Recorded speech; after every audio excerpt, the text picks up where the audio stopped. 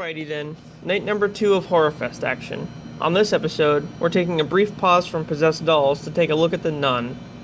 This one was absolutely terrifying, despite the fact that I fell asleep on it in the theater. But that's aside from the point. Anyway, so in 1952 Romania, these two nuns are wandering down a sketchily dark tunnel underneath a monastery. Why? Who knows? They're attacked by a demon posing as a nun, and they're killed. Well, technically the demon makes one of them hang herself. You could have just ran away. Anyway, so later on her body's discovered by Frenchie, a guy who brings various supplies to the monastery.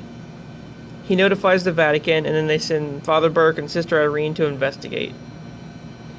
When they arrive, they meet up with Frenchie and are greeted by the abbess, who tells them that the nuns request a period of silence at night, but that they can come back in the morning and stay if they want. So, they traveled all the way the hell over there just to be turned around. Sounds about right. Who the hell would stay there anyway? So it turns out the night is reserved for all the nuns in the place to pray constantly to keep the evil out, so they don't really want any interference. I guess that makes sense. So that night, Burke is walking around alone in the sketchy graveyard outside. Why there's a graveyard at a monastery, I don't know. Is that like a common thing? Anyway, so Burke is almost buried alive by a demonic entity. Well, yeah, that's why you don't walk around outside, man. The fuck? Guys over here having a buried alive match with demons and shit. Anyway, so Irene learns that the monastery was once a castle in the Middle Ages, ran by a dude who was into the occult.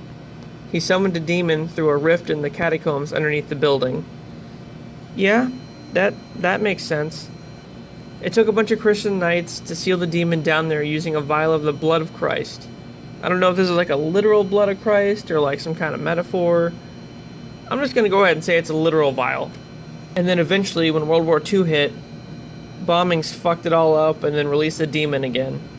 Oh, good going, Hitler. It's here that the pair finally realize that the abbess has been dead all along, and they've been talking with the demon, whose name is Valak. Yes, you remember Valak from the other one. Also, that there never was any other nuns present. Basically, Irene hallucinated the whole thing. The last nun even in the place was the one from the beginning that hung herself, so it's been a long time. And it turns out that she hung herself so that Valak couldn't possess her body. Yeah, that makes sense. So Father Burke gets injured and is pretty much useless for the rest of the movie, and Irene begins to get possessed by Valak. But Frenchie then intervenes and stops it.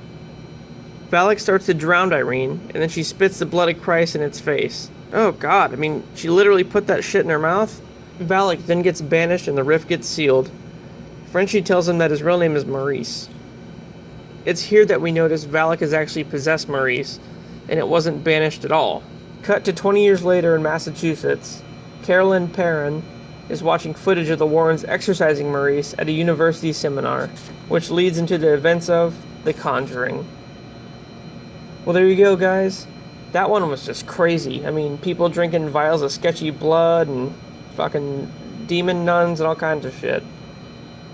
I don't care what you say, though. I'm not going to a monastery in the middle of the night, let alone in the fucking catacombs underneath it. Come on. Next time, I'm going to continue with more Conjuring universe as I take a look at Annabelle. I'll see you then.